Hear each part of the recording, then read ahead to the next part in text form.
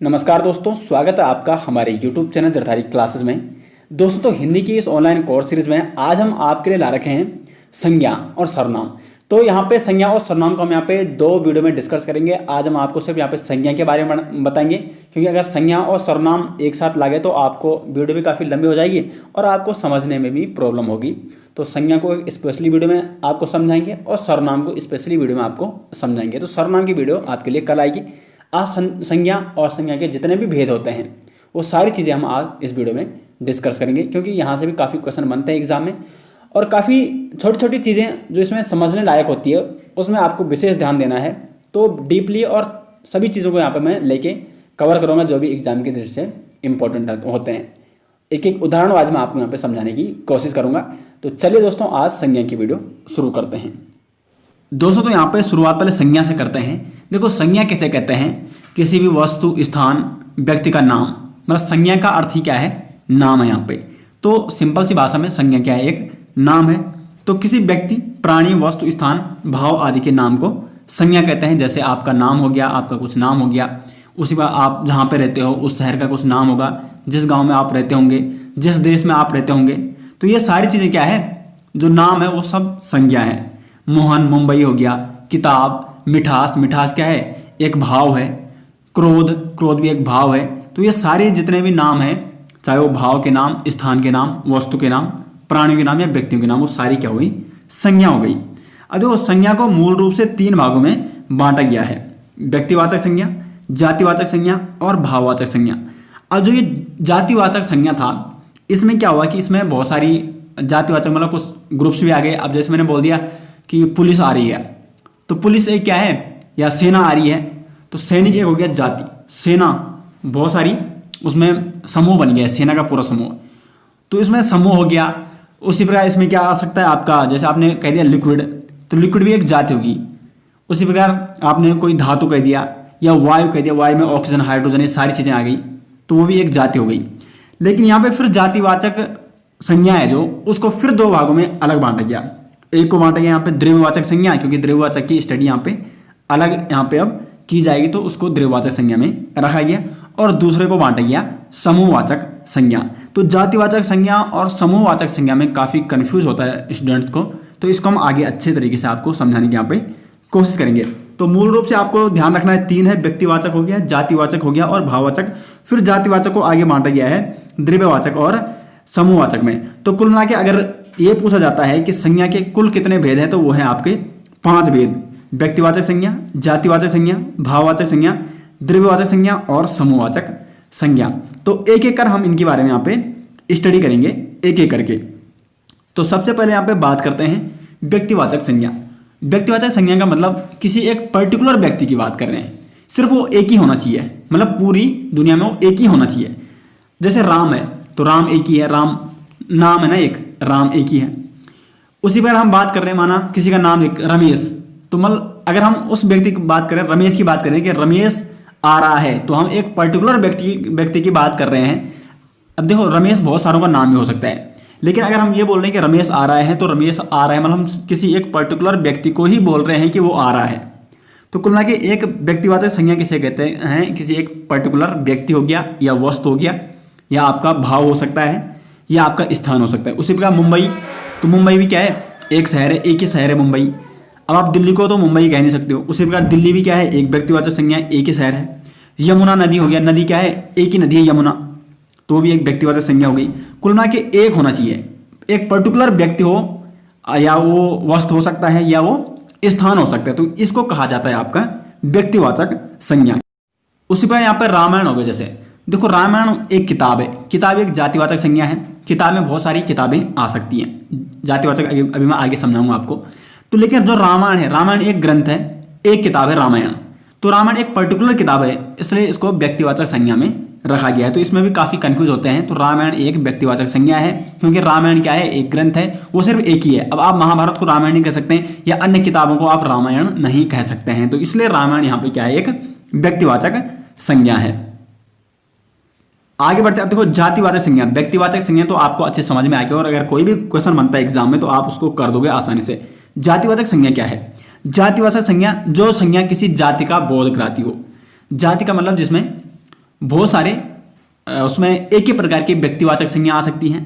अब जैसे हमने बोल दिया मानव, तो मानव में क्या आ गया, बहुत सारे क्या हो गया, मानव आगे, व्यक्ति आगे, मतलब पुरुष या स्त्री, तो वो किसके अंतर्गत आते हैं, मानव जाति के अंतर्गत आते हैं। तो मानव जाति एक प्रकार की क्या है, जातिवाचक संज्ञा, मतलब पूरे मानव जाति का बोध हो रहा है अगर हम सिर्फ मानव कह रहे हैं तो ये एक जातिवाचक संज्ञा है।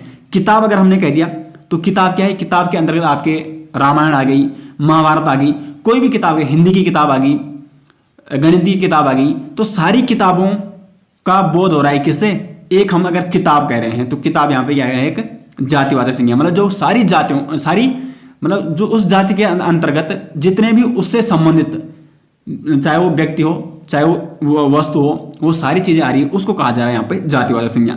पर्वत हो गया तो पर्वत के अंतर्गत बहुत सारे पर्वत आ सकते हैं, एवरेस्ट हो गया, हिमालय हो गया, ये सारे पर्वत किसके अंतर्गत आ रहे हैं, पर्वत जाति के अंतर्गत आ रहे हैं। उसी प्रकार नदियां हो गया, नदियां भी एक जाति है तो नदियां में आ सकती है, गंगा, यमुना, भागीरथी, तो ये सारी क्या है, जो व्यक्तिवाचक संज्ञा, मतलब एक व्यक्तिवाचक संज्ञा तो एक पर्टिकुलर व्यक्ति के लिए हो गया। जब बहुत सारी व्यक्तिवाचक संज्ञा जो लगभग एक ही प्रकार की होती है, उनके गुण अगर एक ही हों तो उनके लिए जो एक शब्द इस्तेमाल होता है, जैसे गंगा हो गई, यमुना हो गया, भागीरथी, इनके गुण एक ही हैं, ये क्या है, नदियां हैं, तो उनके लिए क्या शब्द प्रयुक्त हो रहा है, नदी शब्द प्रयुक्त हो रहा है, इसलिए इसको कहा जाएगा जातिवाचक संज्ञा, यानी जो जातिवाचक संज्ञा क्या होती है, जो किसी एक जाति का यहाँ पे बोध करा रही है। आगे बढ़ते हैं भाववाचक संज्ञा में। भाववाचक संज्ञा जहाँ पे कोई भाव का बोध होता है, आपको अचानक से क्रोध आ गया तो आपका वहाँ पे भाव दर्शा रहा है, तो वो एक भाववाचक संज्ञा है। आपने कुछ खाया और आपको वो मीठा लगा तो उसमें मिठास आ रही है, तो वो एक भाववाचक संज्ञा है। तो मिठास, आपको कहीं खुशी मिल रही है या गम मिल रहा है, रोना एक क्या है, या हंसना, ये सब क्या है, भाववाचक संज्ञा है जिसमें भाव का बोध होता है। तो जिस संज्ञा शब्द से किसी भाव, दशा या गुण, वहां पे आपकी दशा दिख रही है ना, आप हंस रहे हो, आप खुश दिख रहे हो, या आप रो रहे हो, आप क्या है, गम में दिख रहे हो, तो ये सारे क्या है, भाववाचक संज्ञा के उदाहरण है। क्रोध हो गया, मिठास, कालिमा, वीरता, अपनत्व, वीरता मतलब वीरता दिखाना, ये एक भाव है। वीर जब क्या दिखाता है, वीरता दिखाता है, तो उसकी मतलब उसमें क्या भाव छुपा है, वो एक वीरता दिखा रहा है, तो वीरता भी एक भाव है। अपनत्व मतलब अपनापन दिखना, तो ये भी एक भाववाचक संज्ञा का उदाहरण है। आगे बढ़ते हैं द्रव्यवाचक संज्ञा में। तो द्रव्यवाचक संज्ञा जितने भी द्रव्य आते हैं, द्रव्य तीन प्रकार के होते हैं, ठोस हो गया, द्रव हो गया, गैस हो गया। तो ठोस में जितने भी सॉलिड आते हैं, जितने भी ठोस हैं वो सारे द्रव्यवाचक संज्ञा के उदाहरण हैं। लोहा हो गया, तांबा हो गया। उसी प्रकार जितने भी द्रव्य हैं, पानी हो गया, ये सब द्रव्यवाचक संज्ञा के उदाहरण है। लिक्विड, ठीक है, द्रव, द्रव किसके अंदर आता है, द्रव्य के अंतर्गत आता है। द्रव्य को तीन भागों में बांटा गया है, ठोस, द्रव एंड गैस। गैस में क्या आ गया, ऑक्सीजन हो गया, हाइड्रोजन हो गया, जितनी भी गैसें हैं वो सारी किसके अंतर्गत आ गई, आपकी द्रव्यवाचक संज्ञा के अंतर्गत आती है। तो जिस संज्ञा शब्द से किसी द्रव्य या सामग्री का बोध होता है, सोना, चांदी, पानी, लोहा, ऑक्सीजन, ये सारे क्या है, आपके द्रव्यवाचक संज्ञा के उदाहरण हैं। उसका पांचवा यहाँ पे समूहवाचक संज्ञा। तो समूहवाचक जिससे किसी समूह का बोध होता है, जैसे मेला, मेले में क्या होती है, बहुत सारा लोग जुड़े हुए होते हैं, भीड़ लगी रहती है, तो ये एक समूहवाचक संज्ञा का उदाहरण है। टीम, तो टीम तो किसी एक व्यक्ति से बन नहीं सकती, तो टीम में बहुत सारे व्यक्ति रहते हैं, जैसे क्रिकेट टीम हो गया, उसमें 11 व्यक्ति खेलते हैं, तो टीम क्या है, एक समूहवाचक संज्ञा का उदाहरण है। भीड़, मेला, सभा, सभा में भी क्या है, एक व्यक्ति तो सभा करेगा नहीं, बहुत सारे व्यक्ति होंगे वहां पे, तो सभा भी क्या है, यहाँ पे समूहवाचक संज्ञा का उदाहरण है। कक्षा हो गया, परिवार हो गया, परिवार भी एक समूहवाचक संज्ञा का उदाहरण है। पुलिस हो गया, तो पुलिस तो किसी एक पुलिस से बनती नहीं है, बहुत सारे जब पुलिसमैन होते हैं तो तब जाके एक पूरी पुलिस बनती है। तो पुलिस आ रही है तो इसमें क्या है, आपका समूहवाचक संज्ञा है। सेना, तो जब बहुत सारे सैनिक मिलते हैं तब जाके एक पूरी सेना बनती है, तो सेना आ रही है, तो इसमें सेना क्या है, आपका समूहवाचक संज्ञा का, ये एक समूहवाचक संज्ञा है। मतलब सेना क्या निर्देशित कर रही है यहाँ पे, कि उसमें बहुत सारे सैनिक हैं। अब देखो, अगर यहाँ पे सैनिक है तो सैनिक क्या है, सैनिक एक जातिवाचक संज्ञा है। कैसे, क्योंकि सैनिक में बहुत सारे सैनिक आ सकते हैं, मतलब वो सैनिक राम भी हो सकता है, वो सैनिक आपका मोहन हो सकता है, वो सैनिक आपका अमन हो सकता है, कोई भी हो सकता है, मोहन हो सकता है, अनिल हो सकता है। तो वो सैनिक की जो एक जाति है वो एक जातिवाचक संज्ञा है। लेकिन अगर सेना हो जाए यहाँ पे, जब बहुत सारे सैनिक मिल जाएं तो बनती है एक सेना, तो उसको कहा जाता है सेना। यहाँ पे अभी क्या है, समूहवाचक संज्ञा है। ठीक है, तो अब आपको समूहवाचक संज्ञा भी समझ में आ गया होगा। तो कई बार आप जातिवाचक संज्ञा में और समूहवाचक संज्ञा में कंफ्यूज होते हैं। तो समूहवाचक संज्ञा में आपने ये देखना है कि उसमें अगर आपको भीड़ दिख रही है, काफ़ी लोग वहाँ पे जुड़े हुए हैं, तो वो है वहाँ पे समूहवाचक संज्ञा। लेकिन अगर आप मतलब बात तो बहुत सारे लोगों के कर रहे हैं, लेकिन उसको आप एक ही शब्द का रूप दे रहे हैं, जैसे नदियों की बात कर रहे हैं, तो नदियाँ वहाँ पे क्या है, भीड़ इकट्ठी नहीं हो रही है नदियों की, आप सभी नदियों को क्या कर रहे हैं, मतलब गंगा हो गया, यमुना हो गया, भागीरथी हो गया, उनको सभी को आप एक ही शब्द में इंगित कर रहे हो नदी में, तो नदी एक जातिवाचक संज्ञा है। लेकिन जहाँ पे भीड़ दिखे वहाँ पे क्या होता है, समूहवाचक संज्ञा होती है। अब देखो कई बार जातिवाचक संज्ञा और व्यक्तिवाचक संज्ञा में जातिवाचक संज्ञा का प्रयोग हम व्यक्तिवाचक संज्ञा के रूप में कर लेते हैं। कैसे, जैसे गोस्वामी, तो गोस्वामी क्या है, एक जाति है, किसी का भी नाम हो सकता है, अमन गोस्वामी, रमन गोस्वामी, तो गोस्वामी उनकी क्या है, जाति है, तो गोस्वामी तो एक जातिवाचक संज्ञा है।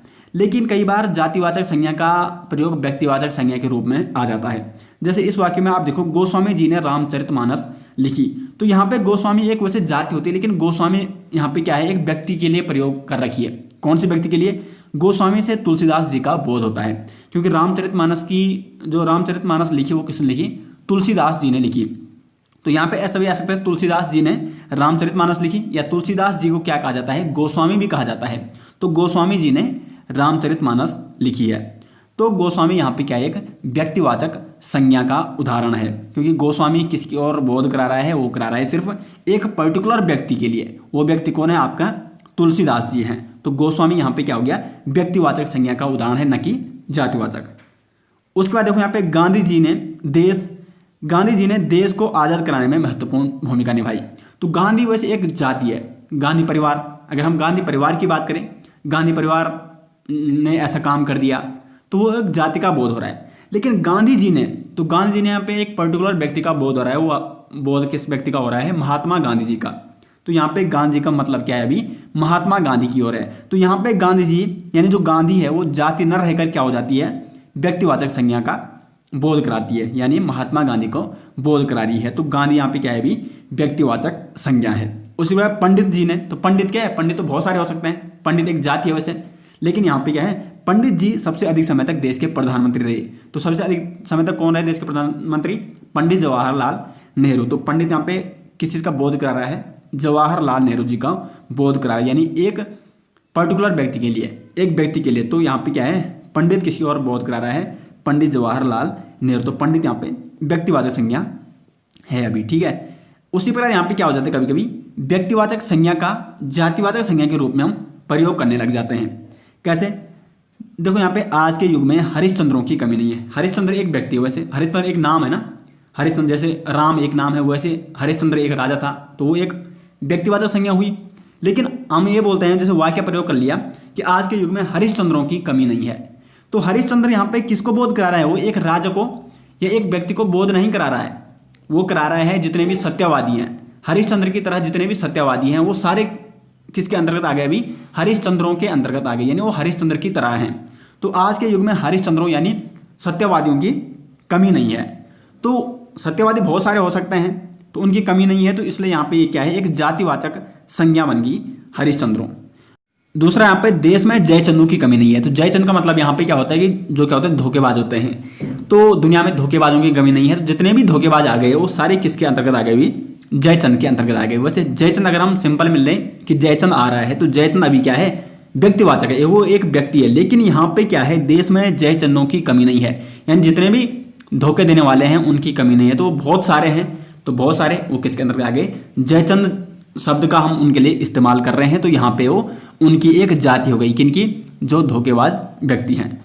तो जयचंद यहाँ पे अभी जातिवाचक संज्ञा का उदाहरण है। अब देखो आप पे भाववाचक संज्ञा का निर्माण कैसे होता है। कई बार यहाँ पे मानव क्वेश्चन दे दिया, मानव जैसे कि मानव का आप भाववाचक संज्ञा बनाइए, तो मानवता हो जाएगा। पुरुष का आप भाववाचक संज्ञा बनाए तो पुरुषत्व हो जाएगा। तो कैसे होता है भाववाचक संज्ञा का निर्माण, यह हम आपको यहाँ पे बताएंगे। तो जातिवाचक संज्ञा सर्वनाम हो गया, क्रिया विशेषण या अव्यय में आव, अन, पन, त्व, इमा, ई, ता, हट प्रत्यय जुड़ने पर, प्रत्यय का मतलब होता है जो बाद में जुड़ता है। तो ये सारे प्रत्यय हैं, ठीक है। ये सारे प्रत्यय अगर जुड़ जाए इन मतलब जातिवाचक संज्ञा में या सर्वनाम में या क्रिया विशेषण में, विशेषण में, ठीक है, तो उसमें क्या हो जाता है, भाववाचक संज्ञा का निर्माण हो जाता है। जैसे मानव एक जाति है, मैंने आपको बताया था ऊपर। तो मानव में अगर ता लग जाए, मानवता, तो मानवता एक भाववाचक संज्ञा है। अब ये भाववाचक संज्ञा क्यों है, उसमें मानवता का भाव आ रहा है, यानी जो मानवता का गुण होता है तो वो एक क्या है, वो भाव है। तो मानवता का मतलब यहाँ पे न व्यक्तिवाचक है न जातिवाचक है, मानवता यहाँ पे क्या है, एक भाव है, क्योंकि मानवता एक गुण होता है, गुण या भाव जहाँ पे दिखे। पुरुष, पुरुष एक क्या है, जातिवाचक संज्ञा है, सभी पुरुषों की जातियों, मतलब जितने भी पुरुष हैं वो सारे पुरुष जाति में आ गए। पुरुषत्व, उसमें पुरुष का गुण दिख रहा है, तो पुरुषत्व, तो पुरुषत्व यहाँ पे क्या है, एक गुण है, एक भाव है, तो पुरुषत्व यहाँ पे क्या हो जाएगा, भाववाचक संज्ञा होगी।